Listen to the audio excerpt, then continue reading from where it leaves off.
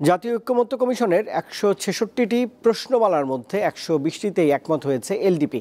এমনটাই জানিয়েছেন দলের চেয়ারম্যান অলি আহমেদ। বলেন, ভোটারদের এনআইডি নিশ্চিত করতে না পারলে সুষ্ঠু ভোট সম্ভব নয়। ঐক্যমত্য কমিশনের সঙ্গে সংলাপে এসব কথা জানিয়েছেন তারা। ওয়ালটন আবারও মিলিয়নিয়ার অফারে ওয়ালটন ফ্রিজ কিনে আপনিও হয়ে যেতে পারেন মিলিয়নিয়ার। সংস্কার বিষয়ে ঐকমত্যের জন্য রাজনৈতিক দলগুলোর সাথে সংলাপ শুরু করেছে জাতীয় ঐকমত্য কমিশন।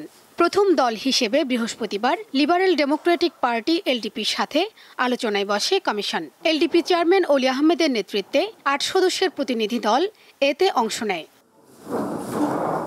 ৩ ঘণ্টার বৈঠক শেষে দলের চেয়ারম্যান বলেন, ঐকমত্য কমিশনের অধিকাংশ প্রস্তাবের সাথেই একমত তার দল। নির্বাচন সংস্কার কমিশনের সুপারিশগুলোর সমালোচনা করে অলি আহমেদ বলেন, ওসি ও ইউনোরা কাজ না করলে সুষ্ঠু নির্বাচন আয়োজন সম্ভব নয়। আমরা মনে করি আইডি কার্ডটা নিশ্চিত করতে না পারলে সুষ্ঠু নির্বাচন আদৌ হবে না। কারণ নির্বাচন নির্ভর করে ইউনো, ওসি, আইন শৃঙ্খলা রক্ষা বাহিনী। এরা যদি চায় আপনাকে জিতিয়ে দেবে, আপনাকে জিতিয়ে দেবে। কিন্তু আপনি যখন ওই আইডি কার্ডটা ইন্ট্রোডিউস করবেন, ন্যাশনাল আইডি কার্ড, ব্যালট পেপারের পিছনে আইডি কার্ড লেখা থাকবে। আইডি কার্ড ছাড়া, নাম্বার ছাড়া ব্যালট পেপার ইজ ইনভ্যালিড।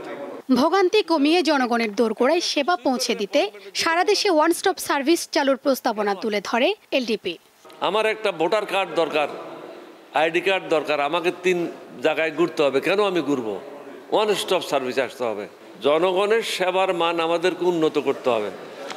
যেখানে আইন নাই সেখানে আমরা অর্ডিন্যান্স করে আপাতত কাজ চালায় যেতে পারি। গত 15 ফেব্রুয়ারি প্রধান উপদেষ্টা ডক্টর মোহাম্মদ ইউনূসের নেতৃত্বে গঠিত জাতীয় ঐকমত্য কমিশন কাজ শুরু করে। শিউলি শবনম, দীপ্ত সংবাদ, ঢাকা।